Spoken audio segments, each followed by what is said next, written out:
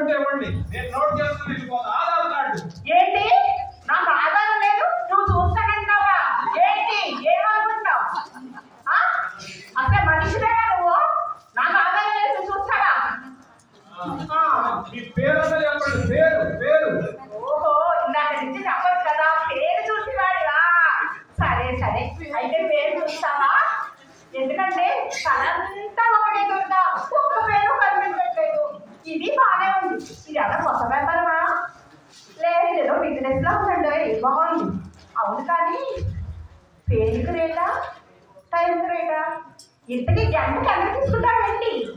నాయన, ఈ నుంచి కాపాడేవాడే లేడా? అసలు ఏం చేయాలో అర్థం కావట్లేదు. ఏంటి? నన్ను లేకపోతావా? ఏంటి అసలు నీ ఉద్దేశం ఏంటి? ఎలా కనిపిస్తున్నాను? ఇందాక నుంచి చూస్తున్నా, నీ మీద అసలు నాకు అనుమానంగానే ఉంది. అసలు ఈ పని మాయని చెప్తాను. ఏవండి?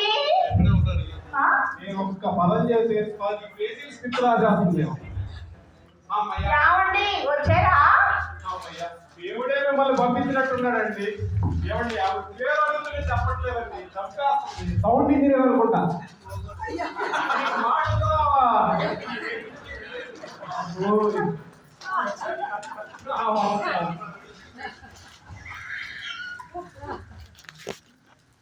ఆవిడ పేరు ఊరు వయసు అడుగుతుంటే చెప్పట్లేదండి.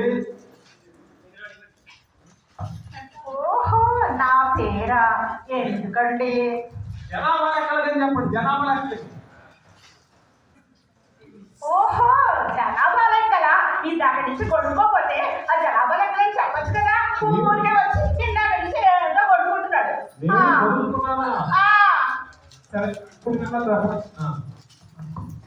నా పేరా?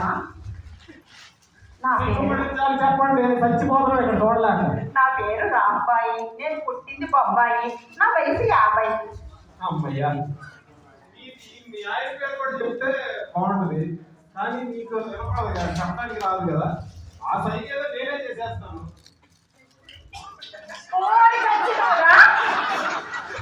చేస్తే చేస్తే మాయం చేయాలి, కానీ నువ్వు చేస్తే నేనేమో చెప్తాను అనుకుంటున్నావా?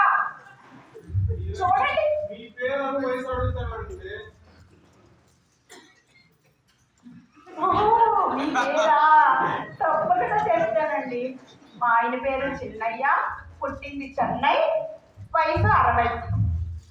అమ్మయ్యా, చాలమ్మా, చాలు, ఇంకా చాలమ్మా. చాలా. ఏంటి? చాలు చాలని సరసరి రమ్మంటావా?